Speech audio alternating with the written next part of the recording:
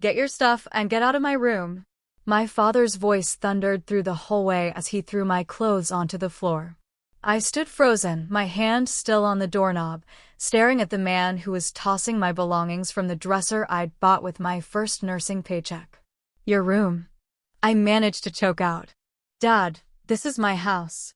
I've been paying the mortgage for 3 years. He sneered, pointing to the family photo he'd hung over my bed that now had his and Mom's suitcases spread across it. We needed the master bedroom. Your mother's back can't handle that guest room mattress anymore. 3 years ago, I'd opened my doors when they lost their home. Just a couple weeks, they'd promised, tearfully accepting my spare key. Now I was being evicted from my own bedroom in my own house by the parents who had sworn their stay was temporary.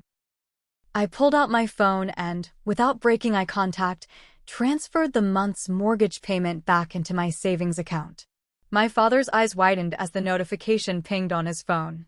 What the hell did you just do? He growled, gripping the edge of my dresser. Putting myself first, I said, my voice steadier than I'd ever heard it. For once. The doorbell rang, and we both froze. The doorbell chimed again as Dad and I remained locked in our standoff. I'd never canceled a mortgage payment before. I'd never stood up to him before, either. Are you going to get that? Mom called from the kitchen, where she'd been reorganizing my cabinets, again. The smell of her infamous pot roast filled the house, the one she made whenever she wanted something. Sarah?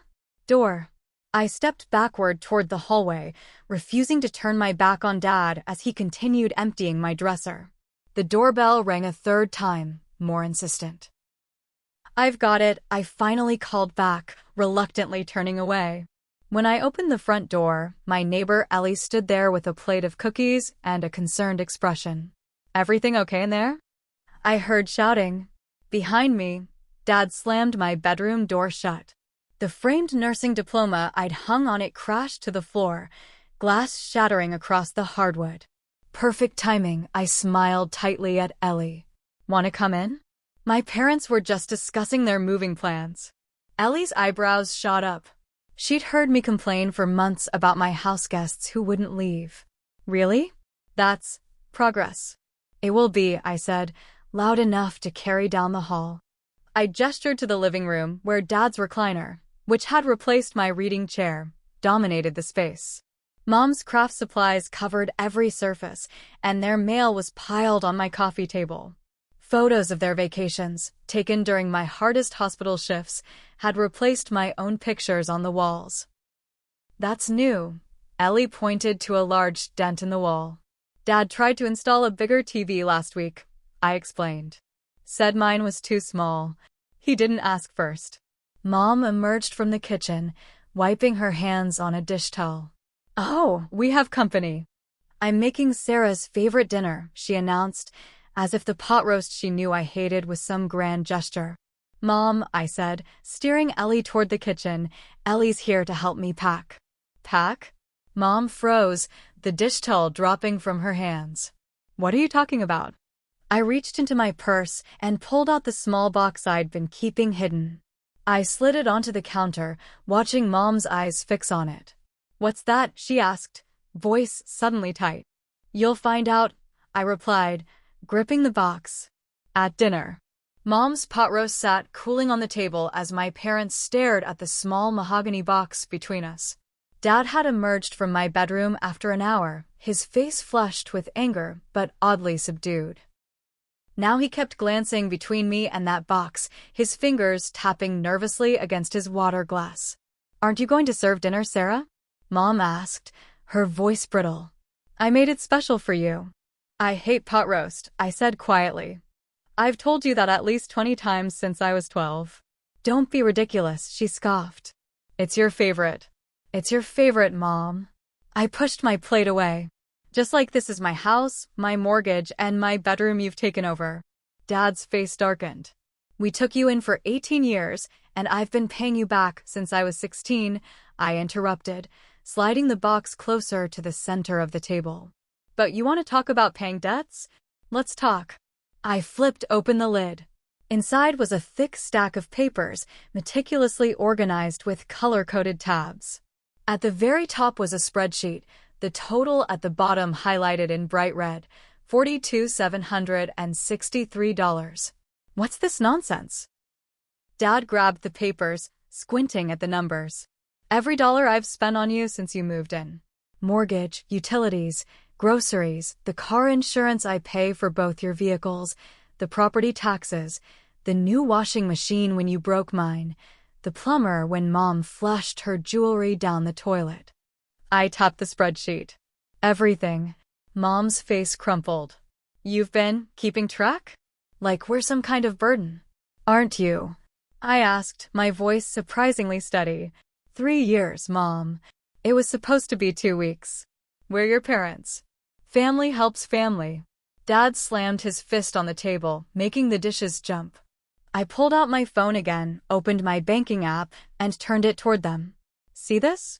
It's the down payment for a rental house. 3 bedrooms, nice neighborhood, reasonable rent.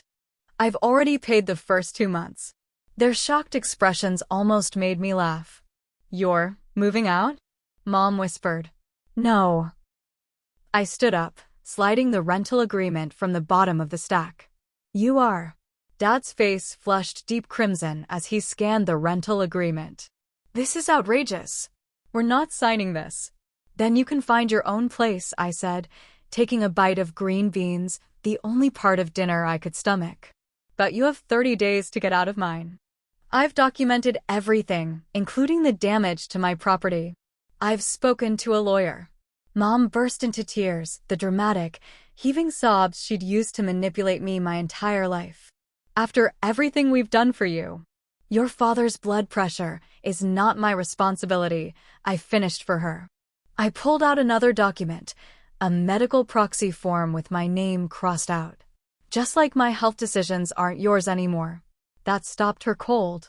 Last year, when I'd caught COVID working a double shift in the ICU, Mom had used her outdated medical proxy to override my DNR requests.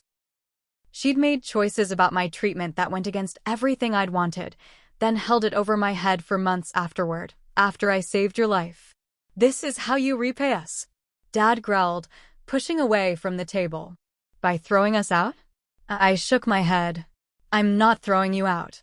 I'm giving you a fresh start, in a place where you won't have to listen to my noise when I come home from night shifts, where you can hang your pictures on any wall you want, where you can crank the heat to 80 degrees without me complaining. With what money? Mom demanded. Your father's pension barely covers the groceries you buy, the gas for both your cars, the monthly trips to the casino. I slid another paper toward them, a printout of their joint bank account activity. I have access because you made me get your passwords when you moved in, remember? For emergencies. Their silence was answer enough. You have enough to live comfortably if you budget, I continued. The rent is covered for 2 months. After that, it's on you. I'll help with the moving costs and then we're square. Dad stood up so abruptly his chair toppled backward. You ungrateful little Keith. Mom grabbed his arm. Your heart. I looked at the man who'd taught me to ride a bike, who'd worked double shifts to pay for my braces, who somewhere along the way had decided I owed him the rest of my life in return. I am grateful, I said softly, for the good parts. But this arrangement isn't working anymore. It's killing me, and honestly, it's not healthy for you either. You're abandoning us, Mom whispered. I shook my head. I'm asking you to be my parents again, not my dependents. There's a difference. The doorbell rang again. This time, I knew exactly who it was. Perfect timing, I said, opening the door to reveal Ellie and her husband Mark, carrying empty cardboard boxes. Come on in. Dad appeared in the hallway, his face pale. Who are they? What is this? Moving help, I explained, taking a stack of flattened boxes from Mark. They're going to help pack up the guest room, which is about to become my bedroom again until I can move back into the master. We haven't agreed to anything. Mom cried, mascara streaking down her cheeks. I set the boxes down and faced them both. You don't have to agree. This is my house. I've been more than generous, but as of today, things are changing. You can't just, Dad began. I can, I interrupted firmly. And I am. You have until tomorrow to decide if you want the rental I've arranged, or if you'd prefer to find your own place. But either way, the moving truck will be here Saturday. Saturday? That's 4 days from now. Mom gasped. The same amount of time I had to prepare when you showed up 3 years ago with everything you owned, I reminded her. The silence that followed was deafening. Ellie and Mark exchanged uncomfortable glances before Ellie cleared her throat. We'll just start bringing these upstairs, she said, nudging her husband toward the staircase. Once they were gone, Dad dropped heavily onto the couch, my couch, and put his head in his hands. For a moment, he looked old and defeated, and a familiar wave of guilt washed over me. I'd spent my entire life trying to fix their problems, to be the responsible one, the reliable one, the family fixer. Dad, I said more gently, I'm not abandoning you. I'm just, stop. He held up a hand. Just, stop talking for a minute. Mom sank down beside him, clutching his arm. Keith, your pills. Where are your pills? I automatically moved toward the kitchen, where I kept his medication organized in daily dispensers, another task that had somehow become my responsibility. But I stopped myself. Mom, you know where his medication is. She stared at me blankly, then nodded, reluctantly rising to get it herself. Dad looked up at me, his eyes bloodshot. We lost everything in that foreclosure. Everything we worked for. I know. I'd heard this story hundreds of times. The recession, the job loss, the underwater mortgage. And I stepped up. I helped. But it's been 3 years, Dad. You haven't even looked for work. At my age? Who would hire me? The same hardware store that's had a help wanted sign in the window for the past year. The one you drive past every day on your way to the golf course. His jaw tightened. I earned my retirement. So I have to fund it? Is that how this works? I pulled out my phone and opened my photo gallery. Look at this. I showed him a picture from 2 years ago, dark circles under my eyes, pale skin, 20 pounds lighter. This is what working 70-hour weeks to support 3 adults did to me. I was killing myself. He looked away. We never asked for that. You didn't have to. You just took and took and took. A small crash from the kitchen made us both jump. Mom had dropped the pill organizer, sending medications scattering across the tile floor. I can't do this, she sobbed, dropping to her knees to gather the pills. I can't start over again. We're too old. I knelt beside her, helping collect the scattered tablets. Mom, you're 62. Dad's 65. You're not ancient. And this isn't starting over, it's just moving to a smaller place. Without you, she whispered. I'll still be around, I promised. But as your daughter, not your caretaker. She looked up at me, her eyes red-rimmed. What if we can't do it on our own? And there it was, the fear that had kept this dysfunctional arrangement going for 3 years. Not just their fear of independence, but my fear of their failure. My fear that without me, they would collapse. I took a deep breath. Then you'll figure it out. Just like I had to. The next 3 days were a cold war. Mom oscillated between tearful pleas and stony silence.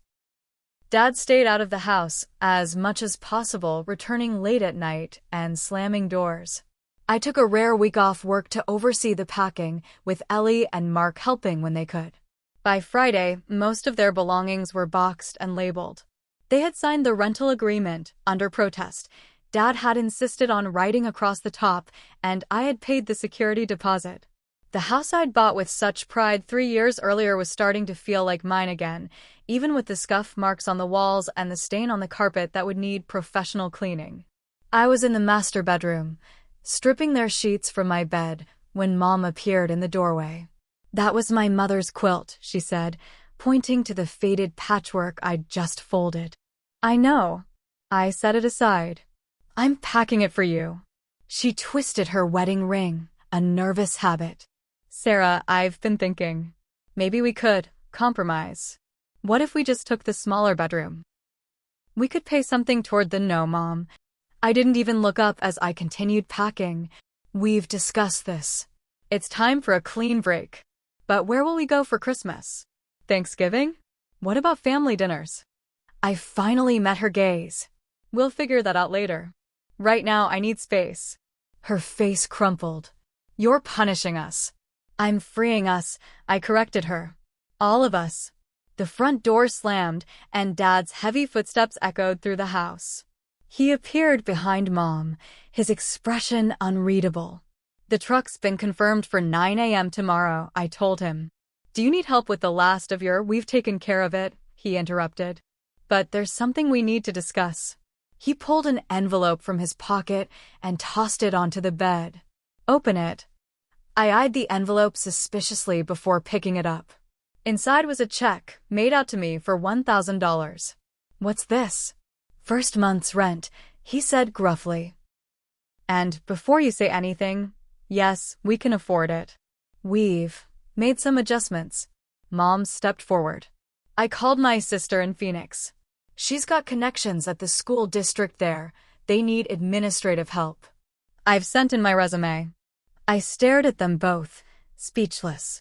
This was unexpected. And I've got an interview at Harrison's Hardware next week, Dad added, not quite meeting my eyes. Part-time, but it's something. Beats watching Judge Judy all day. The check felt heavy in my hand. It wasn't much compared to what they'd cost me over the years, but it was a start. A gesture. Why now? I finally asked. Why not months ago when I first brought this up? Dad shifted uncomfortably. Because we didn't think you were serious. You've always been our responsible girl. Our fixer. The shock factor, I guess, Mom added with a weak smile.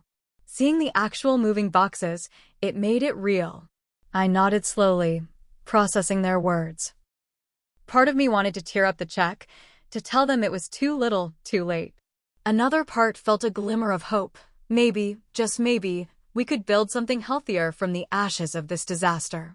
I'll take this as the first month's rent, I decided, tucking the check into my pocket. And we'll go from there. Dad cleared his throat. There's something else. He reached into his other pocket and pulled out a small velvet box. My breath caught. I recognized it immediately. It was my grandmother's ring, the one Mom had promised I would inherit, then borrowed 2 years ago when they needed quick cash. We got it back, he said simply, holding it out to me. Took some doing, but it's yours. Always should have been. I accepted the box with trembling hands. Inside was the delicate sapphire ring I'd admired since childhood. The stone caught the afternoon light, sending blue reflections dancing across the ceiling. How? I whispered. Mom looked away. We sold some things. Things we should have sold years ago instead of. She trailed off. Instead of taking from me, was the unspoken end to that sentence. The moving truck would still come tomorrow. They would still leave. The boundaries I'd fought so hard to establish would remain in place. But something had shifted, ever so slightly, in the foundation of our relationship. Thank you, I said, slipping the ring onto my finger where it belonged. Dad nodded once, then turned to leave. Mom lingered a moment longer. We'll do better, she promised quietly. It might take time, but we'll try. For the first time in 3 years, I actually believed her. Saturday morning arrived with the rumble of the moving truck in my driveway. My parents moved with surprising efficiency, directing the movers with none of the drama I'd expected. By noon, the last box was loaded, and we stood awkwardly on my front porch, the same porch where they had arrived with their hastily packed suitcases 3 years earlier. So, Dad said, jangling his car keys. That's that, I guess. That's that, I agreed. There was so much more to say, but this wasn't the time. We were all too raw, too tired, too uncertain about what came next. Mom stepped forward and hugged me stiffly. We'll call when we're settled, she said. I'd like that. I meant it, despite everything. They climbed into their car, the one with insurance I'd been paying for, and backed out of the driveway. I watched them follow the moving truck down the street until they turned the corner and disappeared. The silence that followed was deafening. My house, finally just my house again, seemed to exhale around me. I walked back inside, surveying the space with new eyes. There were marks on the walls where their pictures had hung, impressions in the carpet where their furniture had stood. Signs of a 3-year occupation that had nearly broken me. I pulled out my phone and deleted the automatic payment for their car insurance. Then I walked to my bedroom, my real bedroom, the master suite, and began changing the sheets. The room smelled faintly of my father's aftershave, but that would fade. Everything would, eventually. As I smoothed the fresh bedding, my grandmother's ring caught the light. I paused, looking at it glimmering on my finger, a small victory, a tiny piece of myself reclaimed. My phone pinged with a text from Ellie, Freedom Day. Celebration dinner tonight. I smiled and typed back, absolutely.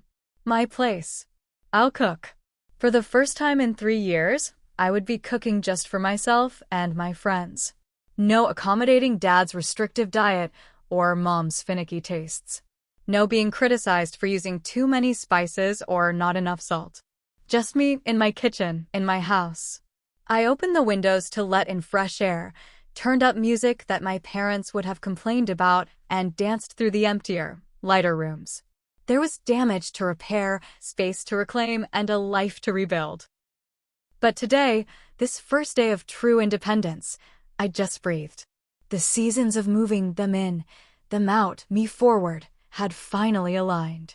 And for once, I was putting myself first. Let me know your thoughts in the comments below.